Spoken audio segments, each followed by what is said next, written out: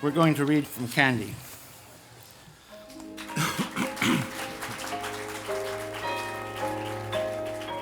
There was only one tree on Grove Street. This was the sort of thing Candy was quick to notice and to love. Look, isn't it too much? I could just hug myself every time I pass it. And that was where she met the Hunchback. It was late one airless summer day when the sky over Greenwich Village was the color of lead. It had just begun to rain, and Candy was standing back in a shallow doorway waiting for her bus. Dreamily humming a little Elizabethan tune, feeling fresh and quietly joyful in her new Mandarin rain cloak. Hugging it to her, she saw him. He was standing in the midst of the downpour, leaning against the tree, staring into the window display of the men's shop on the corner. From time to time, there seemed to be a slight movement of his back, as if he might be consciously pressing his hump against the tree. Candy's humming softened as she watched him, and her heart beat a little faster. Oh, the fullness of it. The terrible, beautiful fullness of life. Just then, two boys passed the corner. One of them noticed the Hunchback and gave a derisive snort. "What you doing, Mac? Getting your nuts off?" He kept nudging his companion, who wouldn't even bother to look. "That guy's getting his nuts off, for Christ's sake." The Hunchback gazed after them oddly. "Rub-a-dub-dub," he said. "Rub-a-dub-dub." Candy hadn't heard either one of them distinctly, but there was no mistaking the tone of contempt, the obvious effort to hurt and humiliate. The ignorant fools. She gave a little stamp of impatience. She took a deep breath and walked casually over to where the Hunchback was standing. Hi. That's my tree, you know. I pretend that it is. The only tree on Grove Street. She leaned forward and touched it gently, half closing her eyes, and then gave the Hunchback another tender smile. The shop on this corner of Grove was a man's underwear shop, and the Hunchback's eyes devoured another crotch or two before he looked up. He was also smiling. He supposed she was a policewoman. "Rub-a-dub-dub," he said, agitating his hump vigorously against the tree. Getting run in was part of his kick. 3 men in a tub.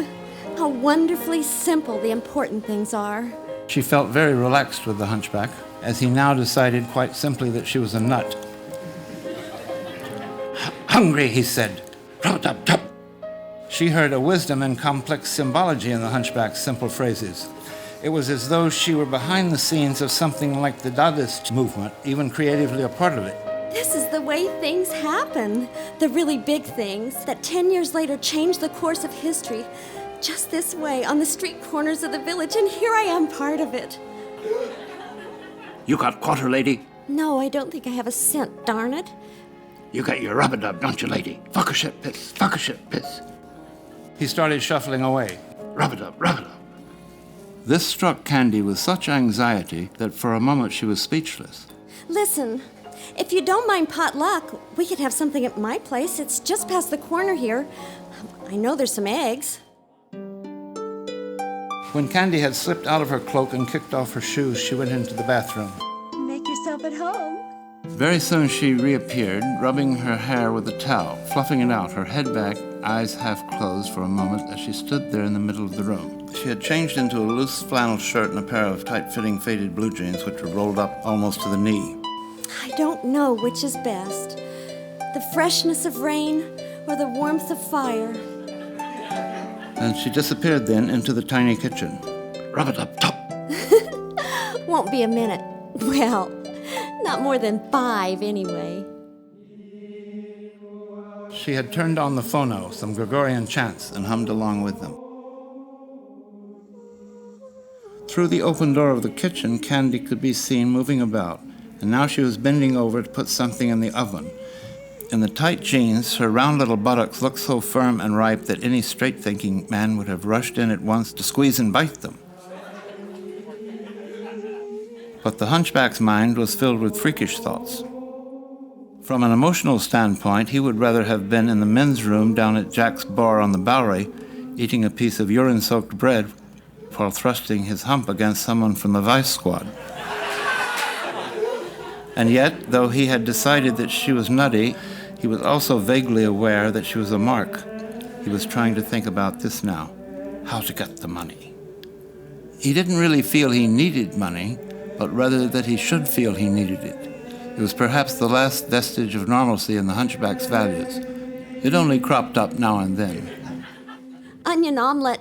Hope you like tarragon and lots of garlic. She put it on the table.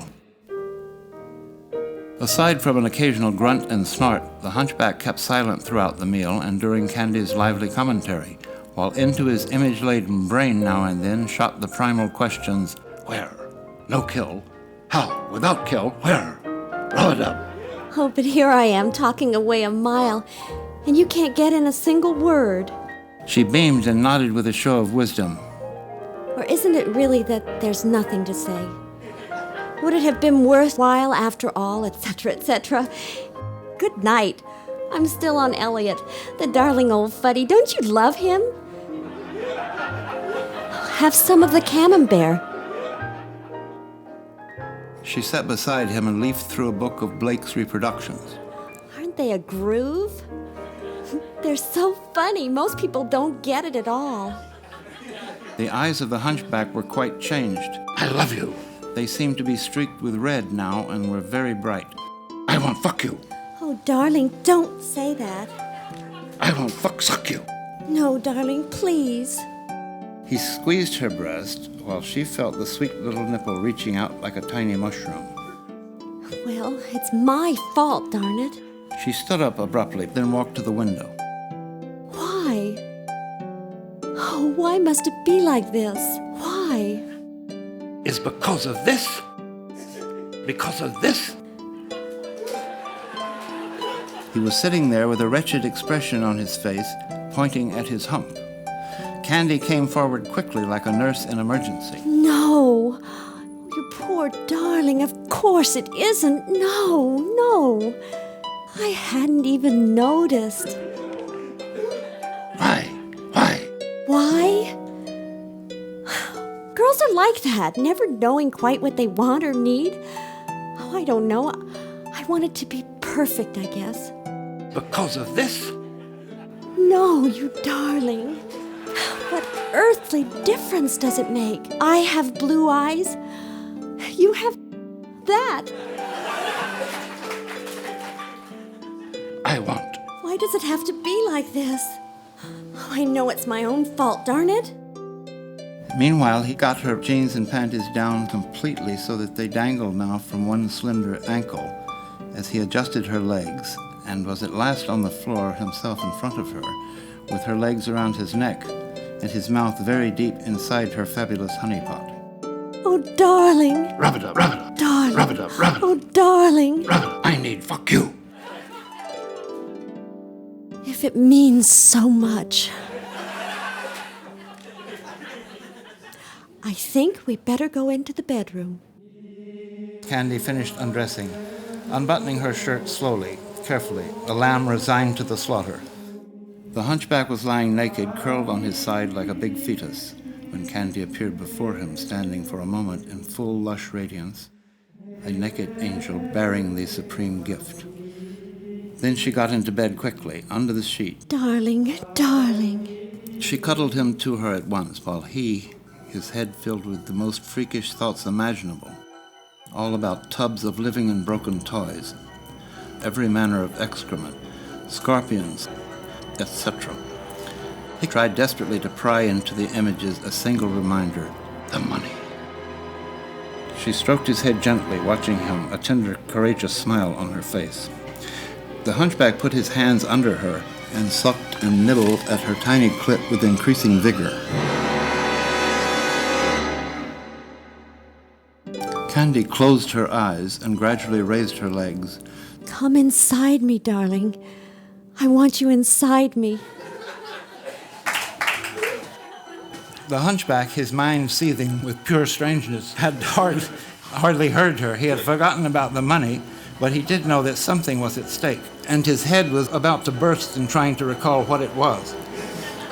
Inside his mind was like a gigantic landslide of black eels, billions of them surging past, one of which held the answer. His job, catch it and chew off the top of its head, and there in the gurgling cup would be the message. But which eel was it? While his eyes grew wilder and rolled back until only the whites showed, Candy, thinking that he was beside himself with desire for her, covered his face with sweet, wet kisses until he suddenly went stiff in her arms as his racing look stopped abruptly on the floor. It was a coat hanger, an ordinary wire coat hanger which had fallen from the closet.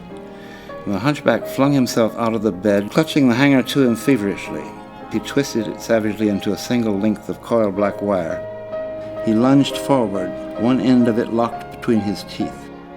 He thought it was the eel. Darling, what is it? Darling, you aren't going to... She curled her lovely legs as the hunchback slowly raised the black wire snake above his head. As he began to strike her across the back of her legs, she sobbed. Her limbs twisting, she turned and writhed. Yes, hurt me. Yes, hurt me, as they have hurt you. She slowly opened her eyes so that all the world might see the tears there. But instead, she herself saw through the rise and fall of the wire lash the hunchback's white gleaming hump. With a wild, impulsive cry, she shrieked, "Give me your hump!" The hunchback was startled for a moment, not comprehending. Your hump! Your hump! Give me your hump! The hunchback hesitated, then lunged, burying his hump between Candy's legs, as she hunched wildly, pulling open her little labias in an absurd attempt to get it in her. Your hump! Your hump! Fuck, shit, piss, cunt, cock, crap, prick, kike, nigger, whop, hump, hump, hump, hump, hump!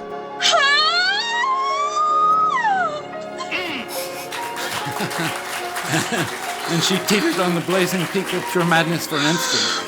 Hump, hump, hump.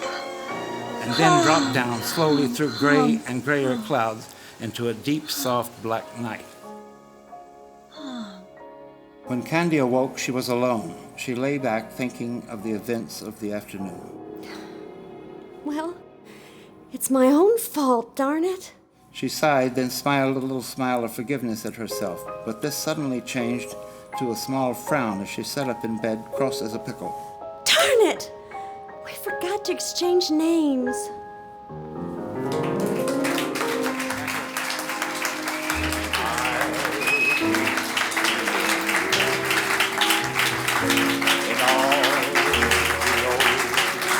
Thanks very much.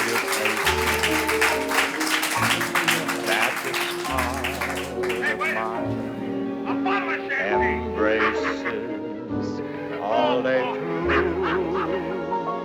Monsieur has been wrong. I'll see you in the morning sun, and when the night is new.